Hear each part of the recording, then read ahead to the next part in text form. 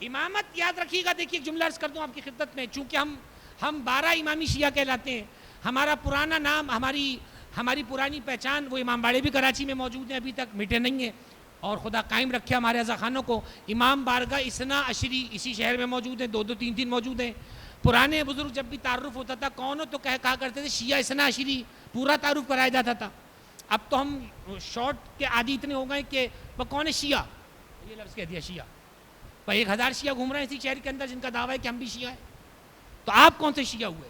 اسی لیے ہمارے بزرگوں نے پوری شناخت کے لیے شیعہ اثنا عشری کہا, 12 امامی شیعہ, تاکہ زیدیہ بھی الگ ہو جائیں, اسماعیلیہ بھی الگ ہو جائیں, واقفیہ بھی الگ ہو جائیں, کیسانیہ بھی الگ ہو جائیں, اور سارے فرقوں کی نحوست سے اصل الگ ہو کر ہم اصل دین, اصل تشیع جو ہے وہ 12 امامی شیعت ہمارے سامنے نکل کر آ جائے. آپ سب جانتے ہیں, میں آپ کے علم میں اضافہ کرنا نہیں چاہ رہا, آپ سب کے علم میں ہے کہ حضرت زید کے زمانے میں جن لوگوں نے حضرت زید کو امام کہا, انہوں نے شرط یہ لگائی کہ ہم اسے امام مانیں گے جو تلوار رہ کے میدان میں نکل کر آئے گا. تو زیدیہ فرقہ بن گیا پورا. آج بھی اس کی باقیات یمن میں باقی ہیں. وہ زیدیہ فرقہ یہ گمراہ فرقہ ہے جس نے شرط لگائی خود سے کہ امام وہ ہے جو تلوار لے کے نکلے تو امام مانیں گے, جبکہ امام سجاد نے کوئی تلوار نہیں اٹھائی کربلا کے بعد. جی, امام حسین کے بعد 9 اماموں میں کسی امام کو دکھائیے تلوار لے کے میدان میں آیا ہو. یہ ایک لمحہ فکریہ ہے. سید الشہداء کے بعد کوئی امام تلوار لے کے میدان میں آیا ہو دکھائیے. جھوٹی روایت دکھائیے, سچی تو کوئی ملے گی بھی نہیں. کوئی جھوٹی روایت بتا دیجیے, ہے ہی نہیں. سبب کیا ہے؟ سبب یہ ہے کہ جو کام سید الشہداء اپنے قیام سے کر چکے تھے, اب اس کا تسلسل حضرت امام زمانہ کا قیام ہوگا. اب درمیان کے ائمہ کا وظیفہ کیا ہے؟ اب یہ نہیں ہے کہ درمیان کے ائمہ کام نہیں کریں گے. چوتھے امام دعاؤں کے ذریعے سے تربیت کریں گے. 5ویں 6ٹھے امام فقہ جعفریہ کے اصول روابط مقرر کریں گے. 7ویں امام اپنی عبادتوں سے دشمنوں کو اپنا کریں گے. 8ویں امام اپنے مناظرے سے لوگوں کو اپنا کریں گے. 9ویں امام اپنی کرامتوں سے لوگوں کو اپنا کریں گے.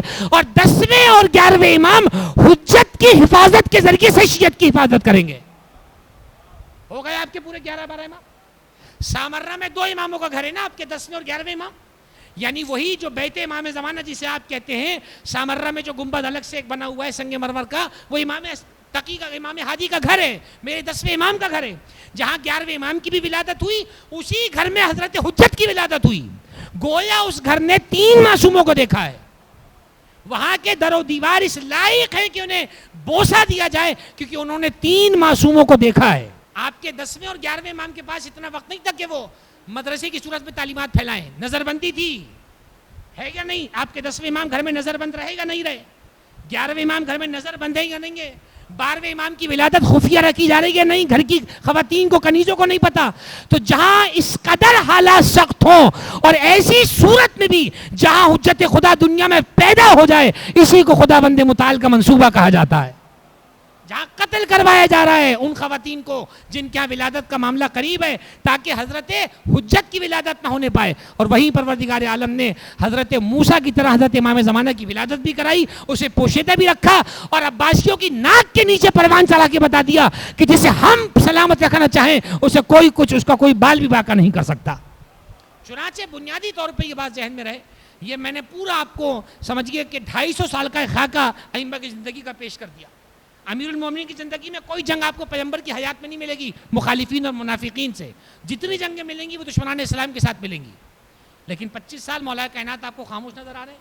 4 سال میں جب ظاہری طور پہ حکومت ملی, اس میں 3 جنگیں نپٹا رہے ہیں مولا امیر المومنین. یہ ہے ائمہ کی زندگی جس کو پڑھنے کی ضرورت ہے. ہمارے 6ٹھے امام 6 مہینے ظاہری طور پہ خلافت رہی اس کے پاس. اس کے بعد کیا ہوا کہ ظاہر ہے کہ جب معاملات دوبارہ گرم ہونے لگے, جنگ کا بازار گرم ہونے لگا, حضرت نے فرمایا کہ نہیں, میں خون ریزی نہیں چاہتا, لہٰذا اس حکومت پہ اگر جھگڑا ہے تو لو اسے ہم صدقہ بنا کر اتارے دیتے ہیں, اگر اس سے جان بچنی ہے تو لو اسے لوٹ چلے جاؤ. یہ دوسرے امام ہو گئے. تیسرے امام کے زمانے میں قیام ہوا. چنانچہ ائمہ کی سیرت کو سامنے رکھیں. ائمہ کی سیرت کوئی جنگ کا اخبار نہیں ہے کہ پچھلے ہفتے کا پرانا ہو گیا اب کون پڑھے گا. ائمہ کی سیرت ہر زمانے میں کنٹینیو ہے, کوئی نئے رول ماڈل آنے والے نہیں ہیں, یہ ذہن میں رہے. نیا جو بھی آئے گا وہ نمونہ تو ہو سکتا ہے, رول ماڈل نہیں ہو سکتا. رول ماڈل صرف محمد والے محمد ہیں جن کی زندگی سے ہمیں اپنے حالات کو دیکھ کر سنبھالنا ہے.